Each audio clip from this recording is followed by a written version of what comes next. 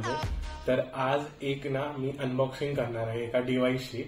त्याला intercom device बोलतात, जे हेल्मेटवर लावतात आणि 2 रायडर किंवा बऱ्यापैकी रायडर 6 रायडर। मी जे डिव्हाइस घेतलंय एजाजचं आहे, ह्याच्यामध्ये V6 वाला डिव्हाइस आहे। ह्याच्यामध्ये 6 जण कनेक्ट करू शकतात। म्हणजे इंटरकॉम डिव्हाइस म्हणजे एक्झॅक्ट काय की ते एक डिव्हाइस असतं जे दोन्ही रायडर्स पेअर करणार आणि पेअर केल्यानंतर आम्ही दोघं कम्युनिकेट करू शकतो।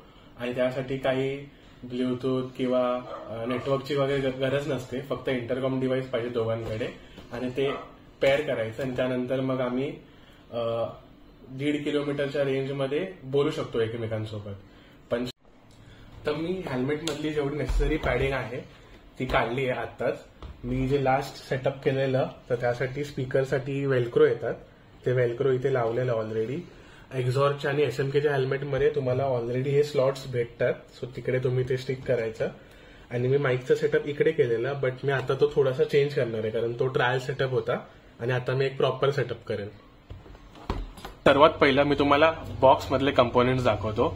असा काहीतरी बॉक्स आहे, इथे ब्रँडिंग आहे, इथे हेल्मेटमध्ये ते कसं लागणार ते दाखवलंय। तर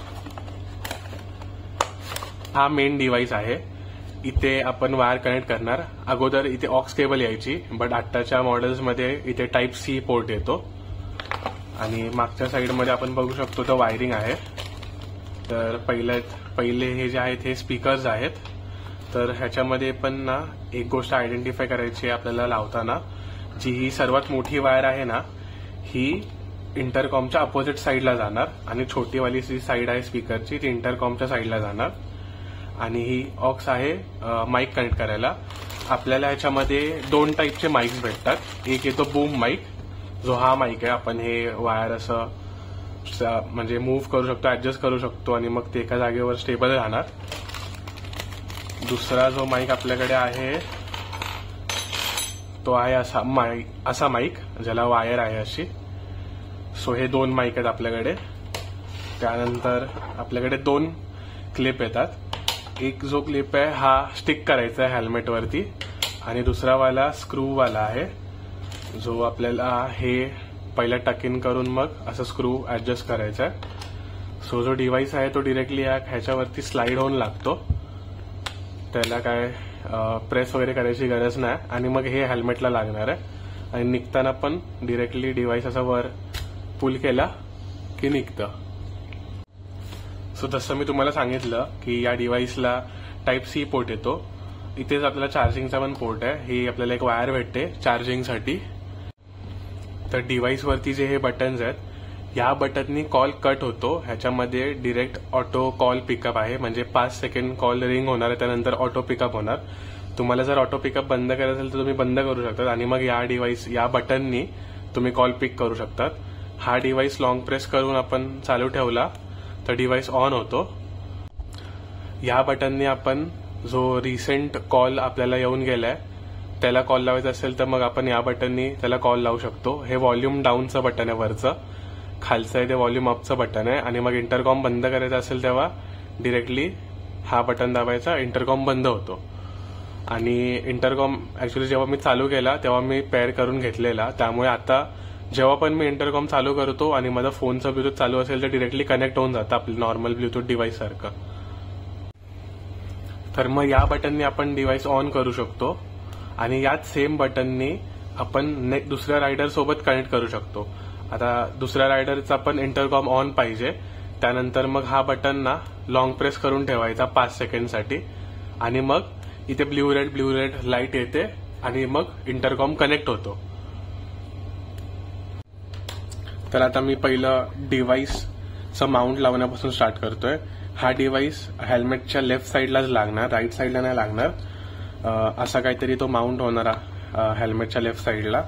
आता मी लास्ट टाइम जो माउंट केला तो इकडे माउंट केलेला, आता मी ट्राय करेन इकडे माउंट करायचा, कारण मी हा जो आतमधला वायझर आहे तो मी यूज नाही करत एवढा, तर डिप्लॉय करण्यासाठी हे यूज होतं। तर मग मी विचार करतो की आता इथे मी हा माउंट करतो।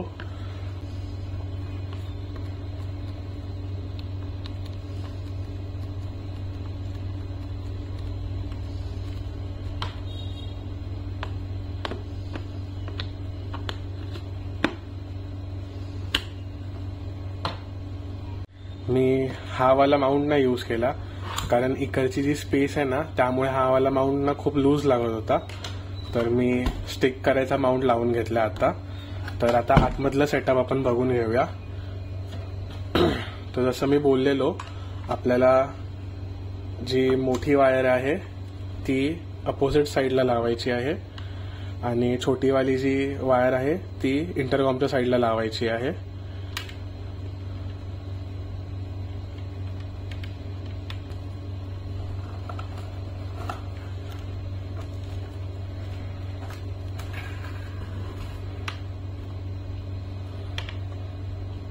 आपल्याला या वायर पण प्रॉपर ना पॅडिंगमध्ये टक करून घ्यायच्या, म्हणजे ते वायर जसं एक्सपोज नाही राहणार आणि हेल्मेट घालताना वगैरे काही इश्यू नाही येणार किंवा वायर अडकणार नाही. त्यानंतर आपला जो बूम माईक आहे तो पण मी कनेक्ट करून घेतो.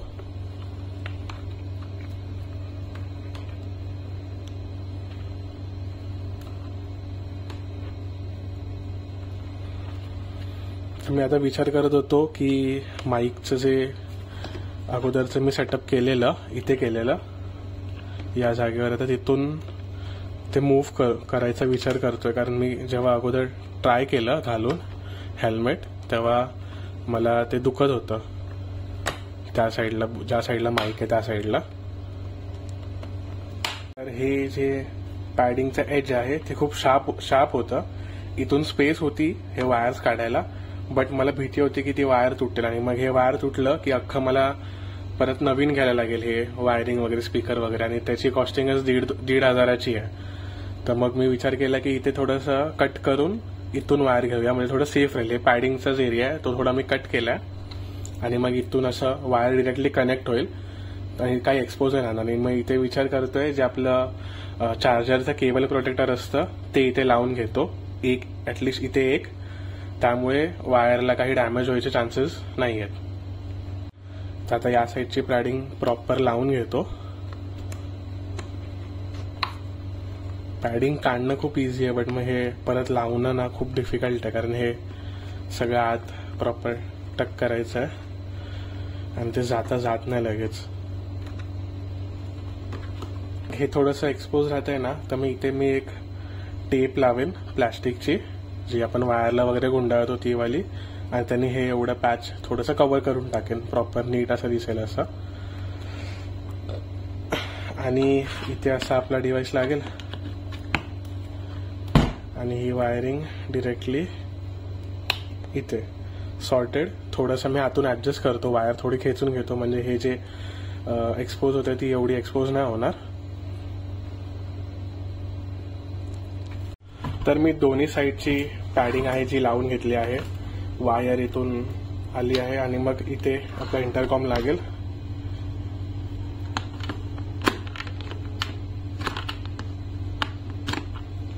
असं स्लाइड केलं आणि मग ही वायर इथे लावली. डिव्हाइस आपला कनेक्ट झालाय, डिव्हाइस चालू झाला. सो असा काहीतरी हा सेटअप आहे. मी कशाशी सोबत तरी कनेक्ट करतो, दुसऱ्या फोन सोबत कनेक्ट करून बघतो ह्याचा व्हॉइस. तो डिव्हाइस चालू केल्यानंतर हा बटन लॉंग प्रेस करून ठेवला, त्यानंतर असं ब्ल्यू रेड लाईट येते. त्याचं ब्ल्यू रेड लाईट म्हणजे जो इंटरकॉम आहे तो ब्लूटूथ पेअरिंग मोडवर गेलाय. तर मग आपण फोनने कनेक्ट करायचा, आपण फोनचं ब्लूटूथ चालू करून त्याला कनेक्ट करू शकतो. एकदा कनेक्ट झालं की मग फक्त ब्ल्यू लाईट ब्लिंक व्हायला चालू होते परत. आता जो डिव्हाइस आहे तो मी कनेक्ट केलाय फोन सोबत. आता मी गाणी प्ले करून बघतो.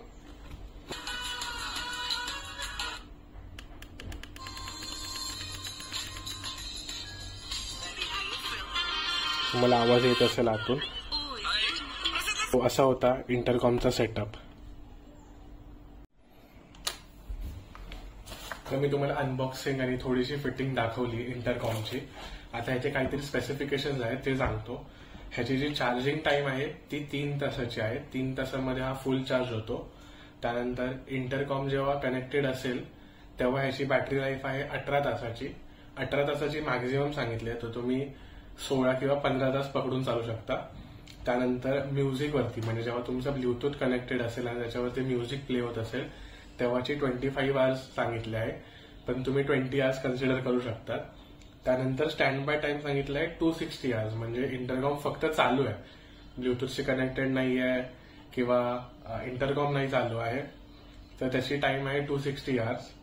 त्या जो ज्यांनी पेअरिंग चालू केली आहे, जो एक मेन पेअरर असणार, तो डिसाईड करू शकतो की त्याला कोणाशी बोलायचं आहे वगैरे. तर हे एक डिसएडव्हान्टेज आहे. जर तुम्ही मोठे इंटरकॉम घेतले सेना वगैरे, त्याच्यामध्ये तुम्ही एकत्र 5-6 जण बोलू शकतात एकमेकांसोबत. त्यानंतर ह्याची जी रेंज सांगितली आहे ती 1200 मीटर आहे. आम्ही टेस्ट केली, मी आणि अभिराजनी. तर एका स्ट्रेट लाईन मध्ये 1200 मीटर आरामात, काही प्रॉब्लेम नाही, प्रॉपर एकदम क्लिअर आवाज येतो. बट जेव्हा कर्व्स येतात ना तेव्हा मग आवाज ब्रेक होतो, थोडीशी आवाजची क्वालिटी पडते. सो 600-700 मीटरची रेंज तुम्ही कन्सिडर करू शकतात. कर्व्स वगैरे असतील, घाट सेक्शनमध्ये वगैरे तुम्ही असाल तर 600 मीटरची रेंजमध्ये प्रॉपर वर्क करेल. त्यानंतर हा जो इंटरकॉम आहे हा वॉटरप्रूफ आणि डस्टप्रूफ आहे. आता जरी वॉटरप्रूफ असला तरी मी या पावसाळ्यात ह्याला नाही यूज करणार, कारण मला रिस्क नाही घ्यायची आहे. कारण हा डिव्हाइसची कॉस्ट आहे 3500, बट या डिव्हाइस सोबत काही वॉरंटी नाहीये, कारण हा एक मेड इन चायना प्रोडक्ट आहे. आता मेड इन चायना प्रोडक्ट का घेतला, कारण इंडियन मार्केटमध्ये सध्या तरी काही अल्टरनेटिव्ह अवेलेबल नाही आहे. जे अल्टरनेटिव्ह अवेलेबल आहेत त्याची कॉस्टिंग आहे 30-35 हजार सेनाचे, आणि बाकी जे असे बेसिक 8-9 हजारवाले पण इंटरकॉम आहेत ते पण मेड इन चायना आहे. सो माझा काही ग्रुप सध्या तरी मोठा नाहीये, मी आणि अभिराजच जास्त राईड करतो, तर आमच्यासाठी हा बेस्ट होता. म्हणजे जरी हा वर्षभर जरी चालला तरी आमच्यासाठी खूप मोठी गोष्ट आहे, कारण 3500 ह्याची कॉस्ट आहे. सो मग हा डिव्हाइस आम्ही घ्यायचा डिसिजन घेतला, कारण जर दुसरा कुठला डिव्हाइस घेतला असता तर त्याची कॉस्ट खूप जास्त पडली असती, आणि मग त्यामध्ये पण आम्हाला वॉरंटी नव्हती भेटत. त्यामुळे मग आम्ही या डिव्हाइससाठी गेलो. सो असा होता एजाज V6 इंटरकॉमचा अनबॉक्सिंग, थोडंसं स्पेसिफिकेशन आणि ओव्हरव्ह्यू. जर तुम्हाला हा व्लॉग किंवा हा अनबॉक्सिंग व्हिडिओ आवडली असेल तर चॅनलला लाईक करा, सबस्क्राईब करा आणि शेअर करा. सो लवकरच आमची इंटरकॉम सोबतची पहिली राईड येईल. So stay tune for that vlog, आणि thank you for watching this vlog.